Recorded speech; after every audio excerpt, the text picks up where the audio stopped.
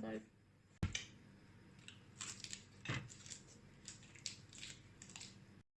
Hi guys, magkain ako ng ginamos. Ito yung ginamos. Preserve na to guys, niluto na to siya. At ang pangalan nito na isda na ito is smoked herring. Naka-freeze na guys, na-slice ko na. Sibuyas na puti.